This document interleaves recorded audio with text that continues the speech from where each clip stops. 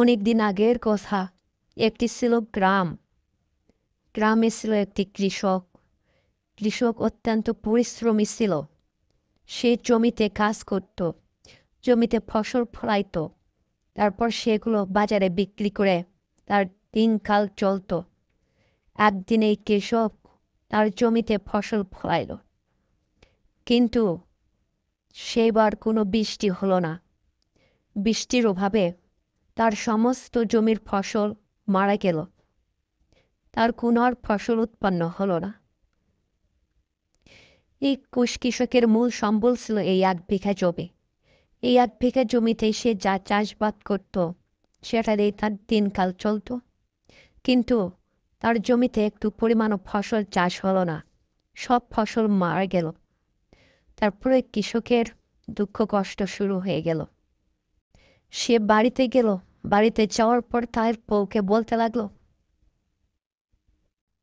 দেখো, আমি বাড়ির জমিতে গেছিলাম, অনেক কষ্ট করে চাষাবাদ করলাম, কিন্তু এবার কোনো বৃষ্টি হলো না। বৃষ্টির অভাবে আমাদের সমস্ত ফসল মারা গিয়েছে। এখন কি হবে? চিন্তা করো না, এবার যেহেতু ফসল মারা গেছে, আরেকবার ঠিকই ফসল ফলবে। তুমি আবার চেষ্টা করো, জমিতে আবার ফসল লাগাও, দেখবে এবার জমিতে ভালো ফসল হবে। আল্লাহ তাআলা আমাদের দিকে একদিন না একদিন তাকাবেই। কৃষকের বইয়ের কথা মতো তার জমিতে আবার লাঙ্গল টানতে লাগলো, কোবাইতে লাগলো, কঠোর পরিশ্রম করতে লাগলো। পরিশ্রম করতে করতে তার জমিতে আবার সে ফসল ফলাইল। এবার তার জমিতে অনেক সুন্দর ফসল হলো। তারপরে সে বাড়িতে গেল। একদিন রাতের বেলা প্রচুর পরিমাণে বৃষ্টি হলো। তারপরে কৃষক সকালবেলা তার জমি দেখার জন্য জমির দিকে রওনা দিল।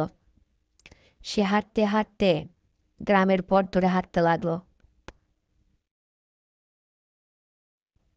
কৃষক হাঁটতে হাঁটতে পৌঁছে গেল তার জমিতে। সেই জমিতে পৌঁছে যাওয়ার পর সে দেখল, কি ব্যাপার, কি আশ্চর্য ব্যাপার! তার জমির সমস্ত ফসল ডুবে গেছে পানির নিচে। তার জমিতে পানি থই থই করতেছে। এটা দেখে কৃষক তো অনেক আশ্চর্য হয়ে গেল। কৃষকের মন দুঃখে ভরে গেল। সে সেখানে দাঁড়িয়ে থাকলো থামবার মতো। এদিকে নড়ে না চড়ে না। সে সেখানে যেন পাথর হয়ে গেছে। আর পাথর হয়ে যাবেই না কেন বলো? তার এটাই শেষ সম্বল ছিল। সে ফসলটাও এবার বৃষ্টির পানিতে নষ্ট হয়ে যাবে। সে সেখানে থামার মতো দাঁড়িয়ে থাকতে লাগলো। তখনই ওই পাশ দিয়ে হেঁটে যাচ্ছে রাকিব নামে একটি কৃষক। সেই কৃষক বলল, কি ব্যাপার রহিম মিয়া? তোমার জমির ফসল তো দেখতেছি সব কিছু তলিয়ে গেছে পানির নিচে। এখন কি করবা? ফসল তো নষ্ট হয়ে যাবে। হ্যাঁ ভাই, আমার জমির ফসল তো সব নষ্ট হয়ে যাবে। এখন এই পানিগুলো শেষার কি কোনো উপায় আছে? পানিগুলো শেষার যদি কোনো উপায় থাকে, তাহলে আমাকে একটু বলে দাও। এই পানিগুলো কিভাবে সেচবে বলো? সেরকম তো কোনো উপায় নেই। আর এটা আল্লাহর ইচ্ছা। আল্লাহ তাআলা পানি দিয়েছে, আল্লাহ তাআলা পানি কমে দিবে। তুমি আল্লাহর উপর ভরসা রাখো, দেখো কি হয়।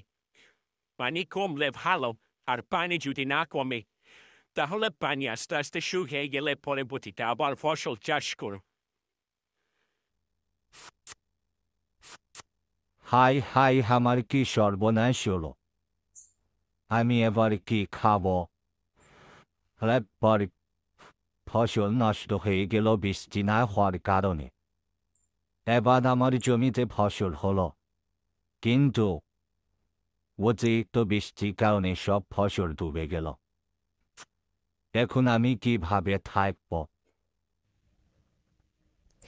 এটা বলে কৃষক বাড়িতে চলে আসলো।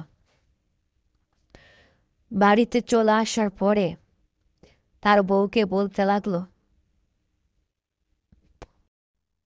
দেখো, আমাদের আর কোনো ফসল নেই। সমস্ত ফসল ডুবে গেছে।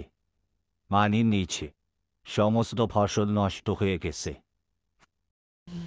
কি বলো এসব? আমাদের ফসল পানির নিচে ডুবে গেছে, তাহলে আমরা কি খাবো? আমাদের তো এবার না খেয়ে মরতে হবে।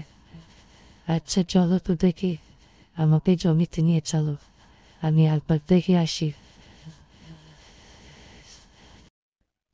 এরপরে কৃষকের বউকে নিয়ে চলে যায় 4 টং জমিতে। জমিতে আসার পরে দেখে তাদের জমির ফসল সত্যি সত্যি ডুবে গেছে। তাদের জমির ফসল আর দেখা যাচ্ছে না, শুধু পানি আর পানি। তারপর তারা সেখান থেকে চলে আসে বাড়িতে। বাড়িতে চলে আসার পর দুঃখ ভরা মন নিয়ে থাকে। এইভাবে দেখতে দেখতে কিছুদিন চলে যায়।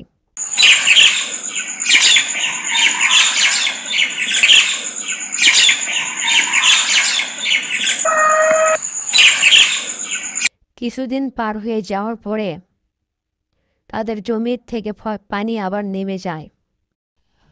দেখো, জমি থেকে তো পানি নেমে গেছে, তুমি আবার যাও, আবার জমিতে চাষাবাদ করো, আবার ফসল ফলাও, দেখো এবার কি হয়। না, আমি আর জমিতে ফসল ফলাতে পারবো না। আমি কতবার জমিতে চাষ করলাম, ফসল ফলালাম, সেই ফসল বৃষ্টিতে নষ্ট হয়ে যায়। আবার বৃষ্টি না হওয়ার কারণে ফসল পুড়ে যায় জমিতে। আমি এত খাটনি করতে পারবো না। দেখো, আমরা কৃষক, আমরা যদি চাষাবাদ না করি তাহলে কি খাবো? ফসল তো নষ্ট হবেই। তুমি যদি সেইভাবে হাত গুটিয়ে বসে থাকো তাহলে আমরা তো এমনিতেই মারা যাব না খেয়ে। লোকে কতদিন আর আমাদের সাহায্য করবে বলো? তুমি যাও, যে আবার চেষ্টা করে দেখো, দেখো এবার কিছু হয় কিনা। এবার রহিম কৃষক তার বইয়ের কথার অনুরোধে চলে যায় জমিতে। সে হাঁটতে হাঁটতে একসময় জমিতে পৌঁছে যায়। জমিতে পৌঁছে যাওয়ার পরে সে তার জমিতে আবার এক জায়গায় থেকে মাটি অন্য জায়গায় নিয়ে যায়। জমিতে কোবে মাটি নরম করে। এইদিকে কৃষক তার জমিতে কাজ করতেছে, ওইদিকে কৃষকের বউ হাঁটতে থাকে তার বাড়ির উদ্দেশ্যে। সে হাঁটতে হাঁটতে মাঠ পেরোয়, বন পেরোয়, বেরিয়ে চলে যায় তার ভাবির বাড়িতে। তার ভাবির বাড়িতে যাওয়া মাত্রই তার ভাবি তাকে দেখে ফেলে। কি খবর? তোমার কোনো খোঁজ খবর নাই। অনেকদিন পর আসলে আমাদের বাড়িতে। তো কেমন আছো তুমি? তোমার স্বামী বা কেমন আছে? তোমাদের ঠিকঠাক চলতেছে তো? না কোনো সমস্যা? তুমি তো কোনো সমস্যা না পড়া পর্যন্ত আসো না। আমার কথা তো মনেই থাকে না তোমার। দুঃখের কথা আর কেমন করে বলবো বলো? আমাদের জমিতে চাষাবাদ করছিলাম, বৃষ্টি না হওয়ার কারণে ফসল সব নষ্ট হয়ে গেল। তারপরে আপনার ভাই জমিতে আবার চাষাবাদ করলো, কিন্তু এবার সেই বৃষ্টি হলো। এই অতিরিক্ত বৃষ্টির কারণে জমির ভিতরে পানি জমে গেল, যে সমস্ত ফসল ডুবে নষ্ট হয়ে গেল। তারপরে আপনার ভাই আবার জমিতে চাষ করতে গেছে, কিন্তু কোনো খাবার নাই। রাতেও সে কিছু খায়নি, আবার সকালেও না খেয়ে জমিতে গেছে কাজ করতে। এখন জমি থেকে আসলে তাকে তো কোনো খাবার দেওয়া লাগবে, তাকে কোনো খাবার না দিলে কেমন তা হয় বলেন? তাই আমি আপনার বাড়িতে চলে আসলাম। ও আচ্ছা, এই অবস্থা। তো তোমাদের যে এত খারাপ অবস্থা, আমাকে তো আগে কখনো বলোনি। আগে বললে তো আগে থেকেই তোমাদের সাহায্য সহযোগিতা করতে পারতাম, কিংবা তোমার স্বামীকে পাঠিয়ে দিলেও তো পারতে। তাহলে তার আগে আমরা কিছু চাল ডাল দিয়ে দিতাম, সেগুলো কয়দিন খাইতে পারতে। এইভাবে কেউ চলে নাকি? আমাদের কি কোনো আপন মনে হয় না তোমাদের? আপনার ভাইকে তো আমি এর আগেই বলছিলাম, কিন্তু ও বলে আমি কেমন করে যে কিছু চাইবো, নিজেকে কেমন কেমন জানি লাগে, এই বলে সে আর আপনাদের এখানে আসেনি। বুঝতে পারছি, যেহেতু তোমার বাসায় খাবার নাই, আবার সে আসলে তুমি তো তাকে রান্না করে খাওয়াবে, তাই তোমাকে আর বসতে বললাম না। তোমাকে কিছু চাল এনে দিচ্ছি, এই চাল নে, যাও তুমি বাড়িতে চলে যাও। এরপরে ভাবি তাকে কিছু চাল এনে দেয়। আপনাকে যে আমি কি বলবো বুঝে বুঝতে পারতেছি না। আপনাদের মতো এত ভালো মানুষ আছে বলেই আমার আজ বেঁচে রয়েছি। আপনাদের মতো ভালো মানুষ না থাকলে আমাদের মতো গরিবরা বাঁচতেই পারত না। অন্যদিকে গ্রামের মোড়ল মশাই, সে তার এক চামচাকে বলতে থাকে, দেখো, অনেক দিন হয়ে গেল, আজ পর্যন্ত আমরা আর কারো জমি দখল করলাম না। এইভাবে চলে তো আর হবে না, কারো জমি দখল করতেই হবে। হ্যাঁ মোড়ল মশাই, ঠিক বলছেন। অনেকদিন হলে আমরা কারো জমি দখল করি না, কিন্তু আপনার চালাকি তো গ্রামের সবাই বুঝতে পারে, তাই আপনার ফাঁদে আর কেউ পা দিচ্ছে না। এখন কি করা যায়? অন্য কোনো প্ল্যান বের করেন মোড়ল মশাই, নইলে তো আর জমি দখল করা হচ্ছে না। হ্যাঁ, ঠিক বলেছ। একটা উপায় আছে, তুমি গ্রামে যাও, গ্রামে যে ঘোষণা করে দাও প্রতিযোগিতা হবে, ফসলের প্রতিযোগিতা। যে সব থেকে বেশি ফসল ফলাতে পারবে তাকে আমি 10 বিঘা জমি রেখে দেব, সাথে 100 স্বর্ণমুদ্রাও দিয়ে দিব। মোড়ল মশাই, আপনি কি পাগল হয়েছেন? এত কষ্ট করে আমরা 10 বিঘা জমি গোছাইছি, আর আপনি এই 10 বিঘা জমি সবার মাঝে বিলিয়ে দিতে চান? এটা করলে আমরা আমাদের কি হবে? আমি যা বসি তুমি তা বোঝো না, এটা আমাদের একটা চালাকি। তোমার বোঝা লাগবে না, তুমি যাও, তুমি গিয়ে গ্রামের ভিতরে এই ঘোষণাটা দিয়ে আসো। মোড়ল মশাই, আচ্ছা ঠিক আছে, আমাকে একবার একটু বলেন তো আপনার কি চালাকি রয়েছে, আমাকে কানে কানে একবার একটু বলেন। এরপরে মোড়ল মশাই তার চামচাকে কানে কানে বলে। আর ওইদিকে কৃষক সারাদিন জমিতে কাজ করে সন্ধ্যা নেমে আসে। এমতো অবস্থায় কৃষক ভাবে এখন তো বাড়িতে যাইতে হবে। রাস্তায় পথটা ভালো না, কারণ একটা রয়েছে বট গাছ, সেই গাছে নাকি অনেক ভূত পেট বের হয়। তাই সেগুলো চিন্তা করে সে জমি থেকে বেরিয়ে পড়ে বাড়ির উদ্দেশ্যে। সে হাঁটতে হাঁটতে চলে আসে একটি গাছের নিচে, কিন্তু সেখানে দেখে গ্রামের অনেক মানুষ সেখানে জড়ো হয়েছে।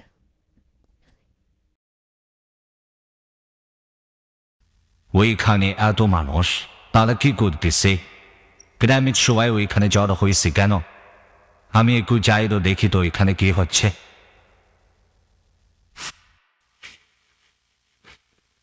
শোনো শোনো শোনো, গ্রামবাসীরা তোমরা সবাই শোনো, মোড়ল মশাই একটি নতুন ঘোষণা দিয়েছে, একটি প্রতিযোগিতা।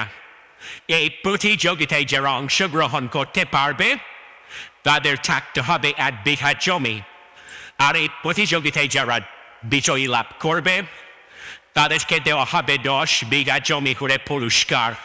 শুধু 10 বিঘা জমি নয়, সাথে দেওয়া হবে 100টি স্বর্ণমুদ্রা।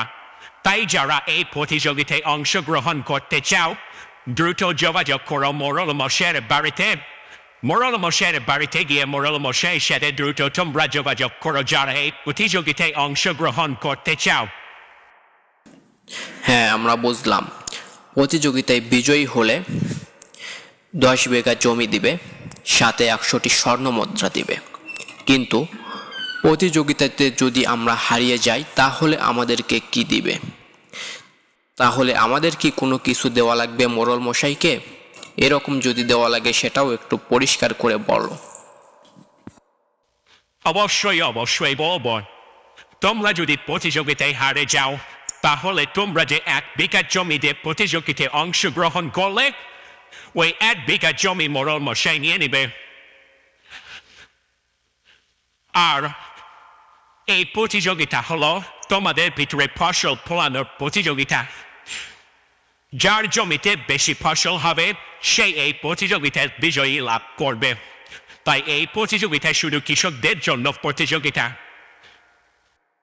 গ্রামবাসীরা, তোমরা সবাই শোনো, এটি মোড়ল মশাইয়ের চালাকি। কেউ এই প্রতিযোগিতায় অংশগ্রহণ করবে না, কারণ এইটি প্রতিযোগিতার মাধ্যমে মোড়ল মশাই আমাদের 1 বিঘা জমি দখল করে নেবে।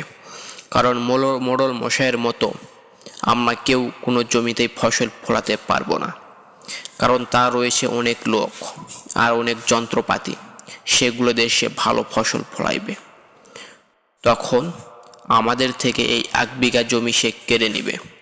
তাই এই ফাঁদে তোমরা কেউ পা দিও না। এরপরে মোড়ল মশাইয়ের লোক সেখান থেকে চলে যায়। আস্তে আস্তে সেখান থেকে সমস্ত মানুষ চলে যেতে লাগে, কিন্তু সেখানে রয়ে যায় এই কৃষক, রহিম কৃষক আর ওই বৃদ্ধ লোক। তখন ওই বৃদ্ধ লোক এই রহিম কৃষককে বলতে লাগে, তুমি কি এই প্রতিযোগিতায় অংশগ্রহণ করতে চাচ্ছ? তুমি যেন প্রতিযোগিতায় অংশগ্রহণ করো না, কারণ এটি কিন্তু মোড়ল মশাইয়ের চাল। তাই তোমার তো জমিই নাই, মাত্র 1 বিঘা জমি। ওই জমিটা হারালে তুমি তো পথে বসবে। তাই ভুল করেও যেন এই প্রতিযোগিতায় অংশগ্রহণ করো না। আমি কিভাবে প্রতিযোগিতায় অংশগ্রহণ করব বলেন? আমার তো নাই কোনো টাকা পয়সা, আর আমার জমিতে তো ভালো কোনো ফসলও ফলে না। তাহলে আমি এই প্রতিযোগিতায় কিভাবে অংশগ্রহণ করব? আমি তো পারবই না। হ্যাঁ, ঠিক বলেছ, কারণ তোমার জমিতে তো সেরকম ফসলও হয় না। এই কথাটা মাথার ভিতর রেখে প্রতিযোগিতার নাম যেন মুখে এনো না। আচ্ছা, সন্ধ্যা হয়ে যাচ্ছে, রাস্তার পথটা অনেক খারাপ, পথটাও ভালো না। এখন যাও বাড়িতে। এরপরে এই কৃষক হাঁটতে হাঁটতে চলে আসে আর বাড়িতে চলে আসার পরে তার বউকে সব কিছু খুলে বলে। তখন তার বউ এই কৃষককে বলতে লাগে, তুমি এই প্রতিযোগিতায় অংশগ্রহণ করো, কারণ এটাতে হয়তো আমাদের ভাগ্য খুলে যাবে। আমাদের জমিতে তো ফসল হয় না, তাই সময় নষ্ট না করে তুমি এই প্রতিযোগিতায় অংশগ্রহণ করো। আমরা যদি জিততে পারি তাহলে 10 বিঘা জমি পাবো, আর সাথে 100টি স্বর্ণমুদ্রা পাবো। তাই দেরি না করে দ্রুত যাও মোড়ল মশাইয়ের বাড়িতে। হ্যাঁ, তুমি ঠিকই বলেছ, কারণ আমাদের জমিতে তো ফসল হয় না। এত পরিশ্রম করি, এত হাড় ভাঙ্গা পরিশ্রম করি, তারপরও তো কোনো ফসল হয় না। আমার অস্ত্রই হবে এবার খাম, আমার পরিশ্রম। হ্যাঁ, এই অস্ত্র দিয়েই আমি ভালো ফসল ফলাবো, মোড়ল মশাইকে হারিয়ে দিব। তারপরে তার থেকে সেই 10 বিঘা জমি আমি নিয়ে নিব, কারণ আমার এই জমিতে তো তেমন ফসলও হয় না। তাই আমি যদি এই প্রতিযোগিতায় অংশগ্রহণ না করি, এই সুযোগ না কাজে লাগাই, তাহলে এমনিতেই তো আমরা না খেয়ে মারা যাব। তার থেকে ভালো প্রতিযোগিতায় অংশগ্রহণ করি, একবার চেষ্টা করে দেখি। আমরা ভালো ফসল ফলাতেই যদি পারি তাহলে তো মোড়ল মশাইয়ের 10 বিঘা জমি পাওয়ার সাথে 100টি স্বর্ণমুদ্রাও পাবো। এরপরে কৃষক খাওয়া দাওয়া শুরু করে। খাওয়া দাওয়ার পরে সে কৃষক রাতের বেলা ঘুমিয়ে পড়ে। তারপরের দিন সকালবেলা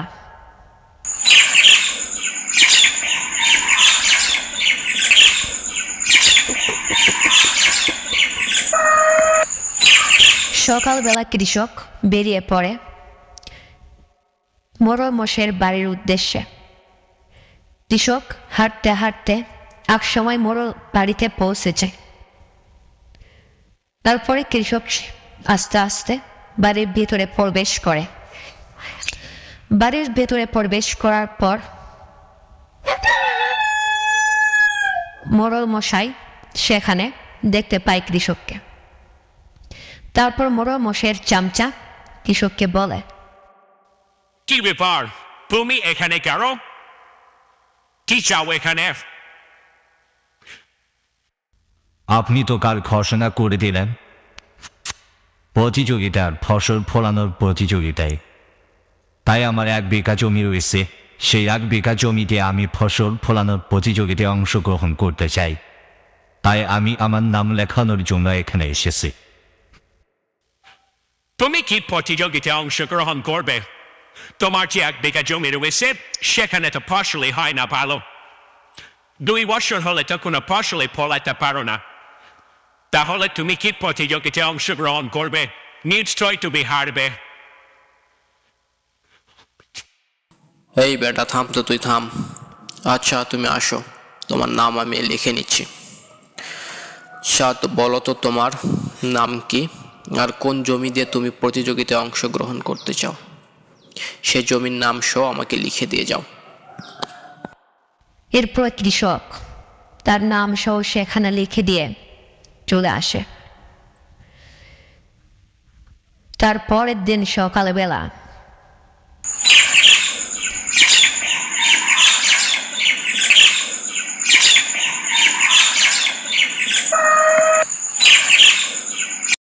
সবাই জমিতে চলে আসে। এখন জমি তৈরি করার পালা। সবাই গাছের নিচে দেখতেছে কে জমি তৈরি করতে পারে, কার জমিতে ভালো তৈরি হচ্ছে, কে বীজ বপন করবে ভালো, এগুলো সবাই দেখার জন্য চলে এসেছে। এখন তারা দিন তারিখ ঠিক করে এই মাসের 1 তারিখ থেকে 6 মাস, এই 6 মাসের ভিতরে যার জমিতে ভালো ফসল হবে, ফসল ওজন করে যার ফসল কি ভালো হবে, সেই প্রতিযোগিতায় অংশগ্রহণ জিতে যাবে। আর তারই হবে 10 বিঘা জমি। আর এখানে যেহেতু অন্য কেউ প্রতিযোগিতায় অংশগ্রহণ করেনি, শুধু জমিদার আর হলো এই কৃষক, তাই কৃষক যদি জিতে যায় তাহলে জমিদারের কাছ থেকে 10 বিঘা জমি আর 100 স্বর্ণ মুদ্রা পাবে। আর যদি জমিদার জিতে যায় তাহলে এই কৃষকের 1 বিঘা জমি নিয়ে নেবে। এই চুক্তিনামা করার পর জমিতে কাজ শুরু করে। আধুনিক যন্ত্রপাতির সাহায্যে জমি তৈরি করতে লাগে। আর ওইদিকে কৃষক সাধারণত জমিতে কোবায়, মাটি এক জায়গা থেকে ওই জায়গায় টানে নিয়ে যায়, এইভাবে কাজ করতে লাগে। দেখা যায় সূর্য মাথার উপর আসার আগে আগেই জমিদারের জমি তৈরি হয়ে যায়। সে সেখানে বীজ বপন করে রেখে চলে যায়। এদিকে কৃষকের জমি তৈরি হয় না। কৃষক জমি তৈরি করতেছে, করতে করতে কৃষকের ঘাম সে মাটিতে পড়ে যায়। এদিকে সূর্য অস্ত যেতে লাগে। তারপর কৃষকের জমি তৈরি করা হয় না।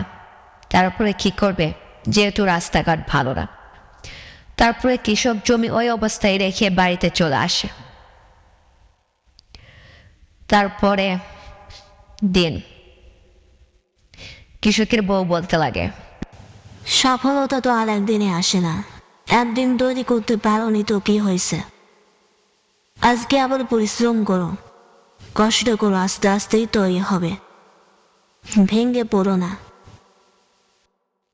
এরপরে কৃষক আবার চলে আসে জমিতে। জমিতে চলে আসার পর আবার জমি তৈরি করতে থাকে। জমি তৈরি করে আবার সন্ধ্যাবেলা কৃষক বাড়িতে যাবে, কিন্তু সে সময় দেখা হয় ওই মুরব্বী লোকের সাথে। আমি শুনলাম তুমি প্রতিযোগিতায় অংশগ্রহণ করেছ, কিন্তু তোমাকে তো বলেছিলাম তুমি এই প্রতিযোগিতায় অংশগ্রহণ করো না, কারণ কৃষক পরামর্শের আধুনিক যন্ত্রপাতি রয়েছে, সেই যন্ত্রপাতির মাধ্যমে চাষাবাদ করে সে সর্বপ্রথম জমি থেকে ফসল করে নিয়ে যাবে এবং তার জমিতে ফসল ভালো হবে, তুমি তো হারে যাবে। মিসে এই কাজ করতে গেলে কেন? বন্ধুরা, এর পরবর্তী অংশ আমরা পরের ভিডিওতে জানবো, পার্ট 2-তে জানবো। তাই পার্ট 2 পাওয়ার জন্য আমাদের চ্যানেলটা সাবস্ক্রাইব করে আমাদের পাশেই থাকবেন। ধন্যবাদ সবাইকে ভিডিওটা দেখার জন্য। আর আপনারা কোন জায়গা থেকে ভিডিওটা দেখলেন, কোন এলাকা থেকে ভিডিওটা দেখলেন, সেটা অবশ্যই কমেন্ট বক্সে জানিয়ে যাবেন। আর ভিডিওটাতে যদি এখন পর্যন্ত কেউ লাইক না করে থাকেন, তবে একটা করে লাইক করে যাবেন।